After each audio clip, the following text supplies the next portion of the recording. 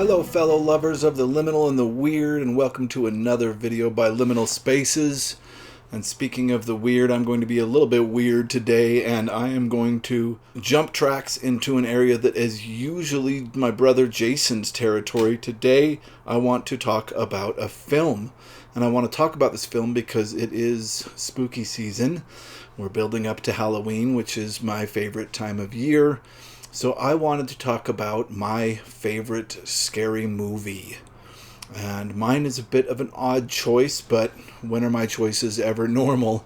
My favorite horror movie of all time, just from an entertainment perspective, not considering history, what was inspired by, or any of that.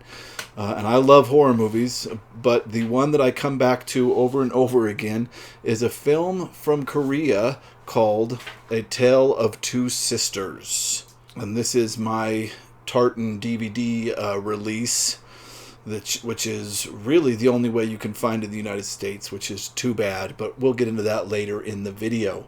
A quick synopsis of the film.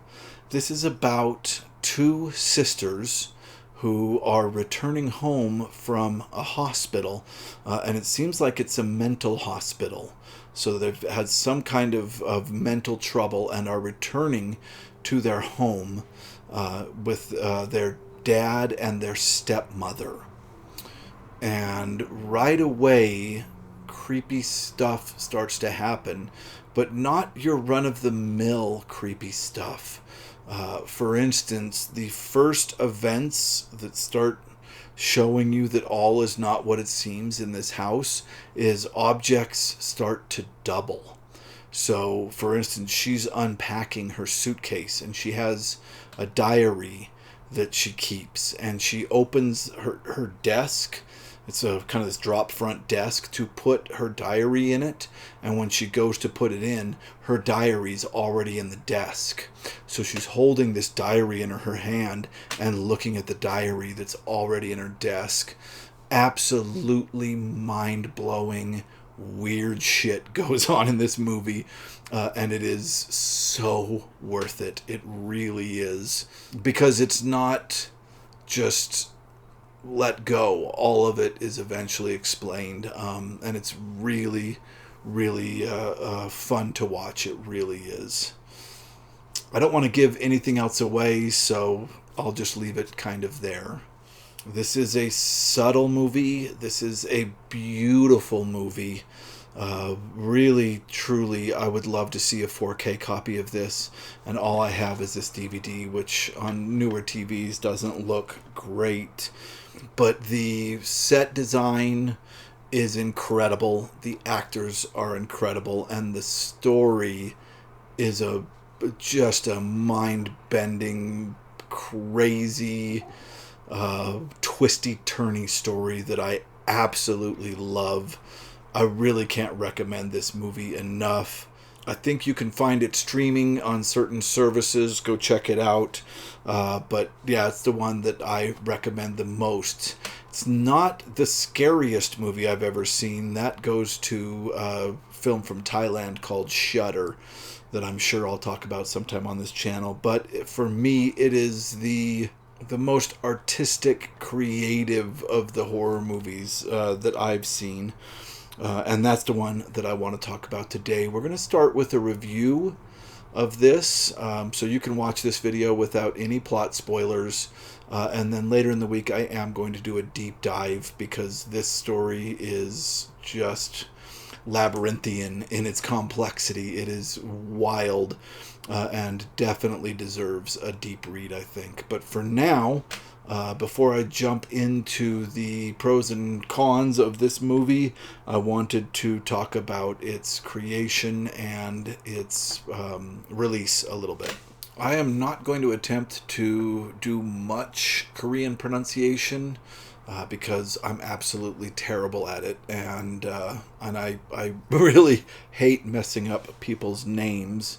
So the actual title of this movie translates into English more directly as Rose Flower and Red Lotus, which are the original names of the two sisters in this story. or in this movie. And in order to explain that a little bit, this is actually a movie that is based on a folk tale from Korea. And if you look at my copy, the Tartan Asia Extreme copy, you'll see that across the top here, the tagline is, "Fairy tales have never been this grim," which I think was interesting for a lot of people that bought this that didn't realize it was based on a folk tale. And when I first watched this, I didn't realize, or the only reason I realized it was based on a folk tale is because I was lucky enough to watch this with a good friend of mine who was from South Korea named Jee-woon, and she was able to give me a cultural context on this film while we watched it that I think was really invaluable to me at the time. Now, of course, you could just look it up on Wikipedia and learn all this. But yeah, this is based on a folk tale. This folk tale is popular enough in South Korea that it's been made into a movie like 5 times, with the earliest being in the 20s. So this specific movie is, the core of it is based on a folk tale, but the rest of the movie is new to it. It is everything that's after the core events of the folk tale, which aren't revealed until the very end of the movie, are the reactions of the characters after the events of the folk tale. But I love this idea that it is based on an old folk tale. And of course, my main area of study is folktale and fairy tales, so I jumped into my folktale library to find this folktale from Korea. It would be translated as Rose Flower and Red Lotus. These are the 3 books that I have on Korean folk tales in my library. I was hoping that that would be enough, and I was not able to find the story in them, which kind of blows my mind because it's so popular in Korea. Juhei says that any South Korean that you were to say the title to would have had some connection to it and know about it, like Cinderella or Snow White here. So I assumed it would be in one of these books, and it wasn't, which is crazy. Maybe it's in here under a translation that doesn't make sense. I looked for anything about 2 sisters, just Korean names, or anything to do with roses and lotuses, and I found nothing. I have read all these back when I was in graduate school, but it's been so long, and I can't remember. So, unfortunately, I have not been able to track down this folk tale. I'm going to continue looking, and if I do, I'll bring it to you here on the channel. But I know the basic folk tale because it's laid out in this film. Anyway, moving on from that concept, this film was written and directed by Jee-woon. I'm sorry if I said his name wrong. In 2003. The set, I read a page a couple years after this movie was released. For a while they kept the setup as a tourist attraction because the house is so incredible, and if you watch this film, the setting is everything. There is this constant changing of colors, and the colors reflect different aspects of what the main character is going through. Jason's the film guy. I'm doing my best, but I can't overemphasize how incredible the setting of this film is. It is really, really beautiful and worth a watch just for that. And the people of South Korea loved it so much that for quite a few years after the film, they left the set up, and it was a tourist destination that people could go visit. Really incredible. It did very well in South Korea when it first opened. It is the highest grossing South Korean horror film of all time. And it is the first, I don't know if it's the first horror film. It says on Wiki that it's the first South Korean film to be screened in American theaters. So that could be true, which is absolutely incredible. It does have a remake named The Uninvited, which is super confusing because there is also a Korean horror film, I think it's Korean, called The Uninvited. So I was super confused when The Uninvited came out and I heard it was a retelling of Tale of Two Sisters. I'll talk about that in the deep dive. But yeah, this movie did very well. It's got a good Rotten Tomatoes score and is all the way around very much worth a watch. So the pros of this movie, the acting is incredible. Every actor in this does so well. There's a part where Sumi, one of the sisters, goes to the fridge and opens it up and gets some water and takes a drink and then suddenly smells something. And the process of the actor trying to figure out what it is she's smelling that's so disgusting is incredible. One of the things that Jason taught me over the years of watching movies and talking to him about acting is that actors have to have what they call an internal monologue, and that is that they have to not only learn all the lines, and of course this is for stage, movie actors only have to remember the lines of the scene they're shooting at the moment, but not only do they have to remember their lines, they also have to come up with what their character is thinking in their head, the realizations the character is making in the internal voice in their head while they're simultaneously saying the lines.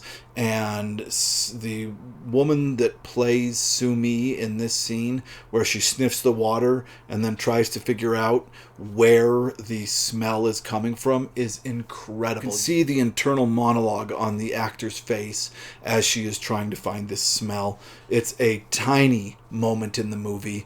One could say almost a forgettable moment, but it is incredible how well the acting is. The stepmother is terrifying and incredible. The absent dad does, every time he's on screen, you feel so bad for him. It's incredible. And the two sisters do just an outstanding job in this film. And even the bit parts are played incredibly. I can't remember the name of the actress, but there's a woman who plays a sister-in-law to the stepmother, and she shows up in the film.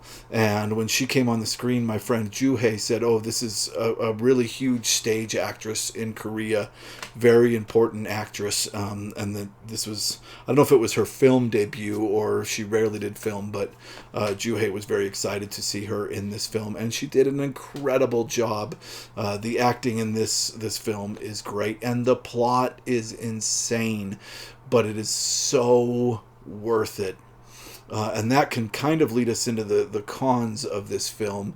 It is confusing. The first time through, you're not going to have any idea what's going on, and it's going to all seem really weird and pointless. And I just have to say, go along for the ride. Go along for the ride on this one, because all that confusion makes perfect sense once you get to the end, and it's really, in my opinion, an incredible payout. So much so that I've watched this quite a few times. I believe the best watch of Tale of Two Sisters is the second time through. It is so much fun the second time you watch it. Incredible. You will have a great time. Really, really, truly worth it. The other con that I can give this film is that it could have used more scares, and this is a crazy balance to try to figure out in horror. It's so hard. If you've ever tried to make your own horror movie, it is so hard. It's crazy. And I feel like when you're in the middle of it and you're taking it very seriously, which I feel like all horror directors should, it can seem that the scares are cheap and that really you want this artistic vision to create dread and creep, which I absolutely agree with. This movie is scary. There are some scares in this that are incredible, and I'll talk about those in the deep read of this. But I feel like there could have been just a little bit more, and the director could have done artistic scares that would have worked in this, and I feel like he held himself back from the scares just a tiny bit too much. This is not the scariest movie I've ever watched. It is my favorite horror movie. If we talk scariest, I'll have to talk about Shudder, which I'm sure I will do on this channel someday. Overall, I can't recommend this enough. Go watch this. Find it streaming somewhere. I think it is streaming. I can't remember what site we found it streaming on. I have the DVD, so we just watched that. Find it streaming. Give it a watch. If you can, in the next couple of days, you can come back and watch my deep read. If you've already seen it, the deep read will be up in a couple of days.